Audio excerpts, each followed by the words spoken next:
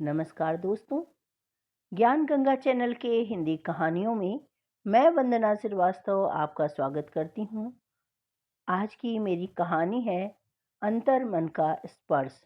दोस्तों, कहानी में आगे बढ़ने से पहले यदि आपने मेरे चैनल को अब तक सब्सक्राइब नहीं किया है तो जल्दी से कर लीजिए। गांव के मुख्य चौक पर एक छोटी सी दुकान थी जो ताले और चाबियां बनाने के लिए मशहूर थी। यह दुकान रामदीन नाम के एक वृद्ध व्यक्ति की थी, जिसकी उम्र लगभग 65 साल की थी। रामदीन का जीवन अत्यंत साधारण था, लेकिन उनकी बातों में गहराई और व्यवहार में सच्चाई झलकती थी। वह कहते थे कि काम केवल आजीविका का साधन नहीं है, यह लोगों से जुड़ने का एक जरिया भी है। रामदीन की दुकान पर हर तरह के लोग आते थे। कभी कोई अपनी अलमारी का ताला खुलवाने आता, तो कोई अपने पुराने घर की चाबी बनवाने। लेकिन रामदीन की असली खूबी यह थी कि वह हर ग्राहक से ऐसा व्यवहार करता था जैसे वह उसका कोई पुराना ग्राहक आते, अपनी समस्या बताते और जाते समय हमेशा अपने चेहरे पर एक खिली हुई मुस्कान लेकर जाते। रामदीन की दुकान के पास ही एक और दुकान थी, जिसका मालिक था रघु। रघु उम्र में रामदीन जी से छोटा था, लेकिन स्वभाव में कठोर और रूखा। उसकी दुकान पर औजारों की भरमार थी, काम भी तेज था, लेकिन ग्राहक वहां ज्यादा देर रुकना पसंद नहीं करते थे। रघु अक्सर रामदीन को देखकर चिढ़ता रहता। वह सोचता, यह बूढ़ा आखिर ऐसा क्या करता है जो सब इसके पास खींचे चले आते हैं। मेरे पास तो इससे भी बेहतर औजार हैं, काम में भी तेज हूँ, फिर भी लोग न जाने क्यों इसकी दुकान पर ही चले जाते हैं।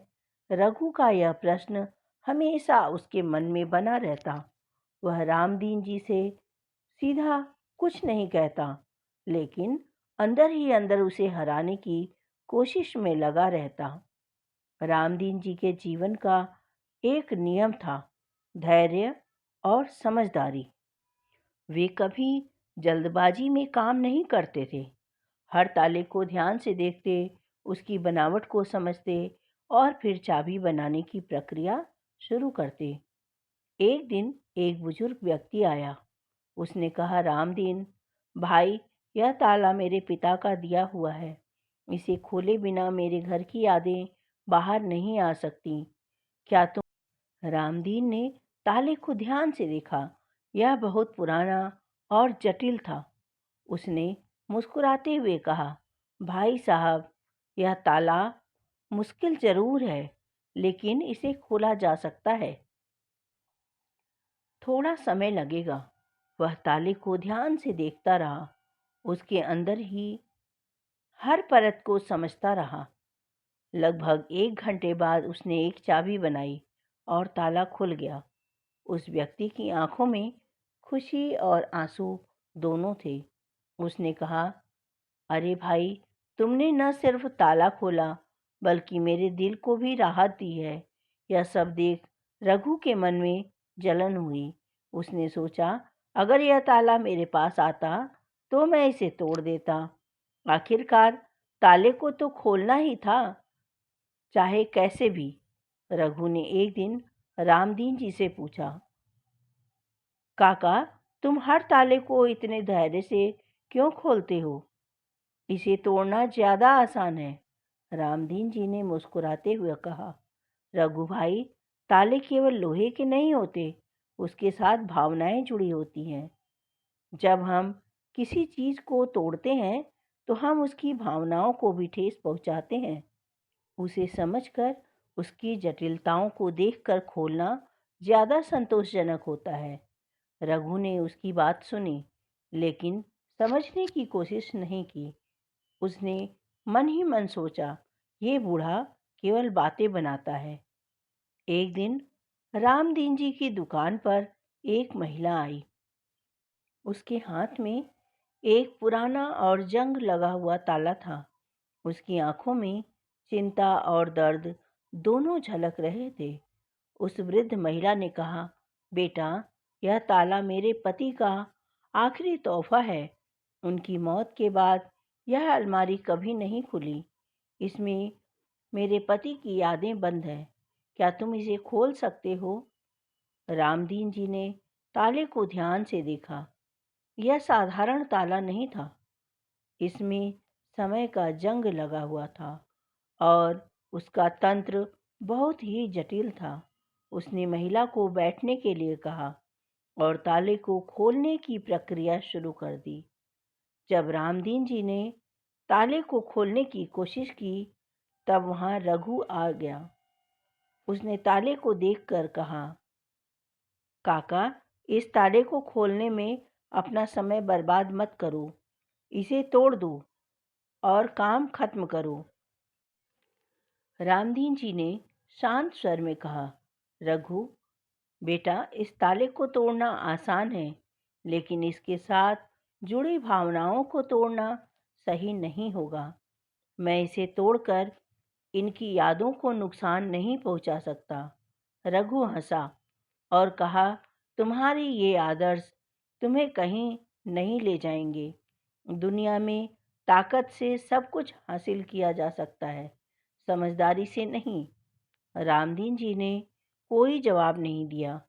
उन्होंने ताले को खोलने की प्रक्रिया जारी रखी। लगभग 2 घंटे की मेहनत के बाद रामदीन जी ने एक चाबी बनाई। उसने चाबी को ताले में डाला और हल्के से घुमाया। ताले ने खट की आवाज की और खुल गया। महिला की आंखों से आंसू बहने लगे। उसने कहा, बेटा, तुमने केवल ताला नहीं खोला, तुमने मेरी जिंदगी की सबसे अनमोल यादें मुझे वापस कर दी हैं। भगवान तुम्हें सुखी रखे। यह देख रघु के मन में हलचल हुई। उसने पहली बार महसूस किया कि रामदीन केवल ताले नहीं खोलता, बल्कि लोगों के दिल भी जीतता है। उस रात रघु सो नहीं पाया। उसे रामदीन की बात बार बार याद आ रही थी। उसने सोचा, क्या मैं केवल ताकत से ही सब कुछ हासिल करने की कोशिश कर रहा हूँ? क्या मेरे कठोर स्वभाव की वजह से लोग मुझसे दूर हैं? रघु ने अपने जीवन पर नजर डाली। उसने महसूस किया कि उसकी दुकान में ग्राहक इसीलिए नहीं आते थे क्योंकि वह उनकी समस्याओं को समझने की कोशिश नहीं करता था। अगले दिन रघु ने अपनी दुकान के बाहर एक नया बोर्ड लगाया, जहां पर लिखा हुआ था कि यहाँ केवल ताले ही नहीं, बल्कि दिल भी खोले जाते हैं। उसने ग्राहकों से मुस्कुराकर बात करना शुरू किया। उसने उनकी समस्याओं को ध्यान से सुनना और उन्हें हल करने में ईमानदारी दिखानी शुरू की। धीरे धीरे लोग उसकी दुकान पर भी आने लगे। कुछ महीनों बाद रघु ने रामदीन के पास जाकर कहा, रामदीन काका, आप सही कहते थे कि ताले को तोड़ने से वह खुलता तो है, लेकिन दिलों को जीतने से उनके अंतर्मन को छूना जरूरी है। मैंने यह सीखा कि केवल औजारों से नहीं, बल्कि अपनापन और समझदारी से भी काम किया जा सकता है। रामदीन जी ने उसे गले लगाते हुए कहा, रघु बेटा, यही जीवन का सबसे बड़ा सबक है। जब हम लोगों के दिलों को छूते हैं, तो हमारा काम और जीवन दोनों ही सफल हो जाते हैं। तो दोस्तों, इस कहानी का संदेश यह है कि किसी भी संबंध, काम या समस्या को हल करने के लिए केवल बाहरी ताकत की नहीं, बल्कि धैर्य और समझदारी तथा प्यार की आवश्यकता होती है। ताला चाहे कितना भी मजबूत हो, अगर उसे सही ढंग से समझा जाए तो वह आसानी से खुल सकता है और इंसान का दिल भी ऐसा ही होता है।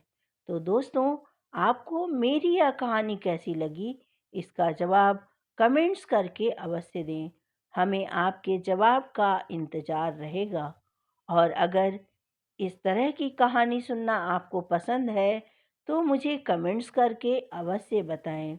इस कहानी को ध्यान से सुनने के लिए आपका बहुत बहुत धन्यवाद। कहानी पसंद आई हो तो चैनल को लाइक और सब्सक्राइब करें। चैनल पर नए हैं तो सब्सक्राइब अवश्य कर लीजिएगा दोस्तों। और हाँ, बेल आइकन को टच करना बिल्कुल भी न भूलें, जिससे कि मेरी कहानी के सभी नोटिफिकेशन आपको समय पर सबसे पहले मिलते रहें। मिलती हूँ फिर एक नई कहानी के साथ। तब तक के लिए अपनी इस दोस्त को आज्ञा दीजिए। धन्यवाद। बाय बाय मेरे प्यारे दोस्तों।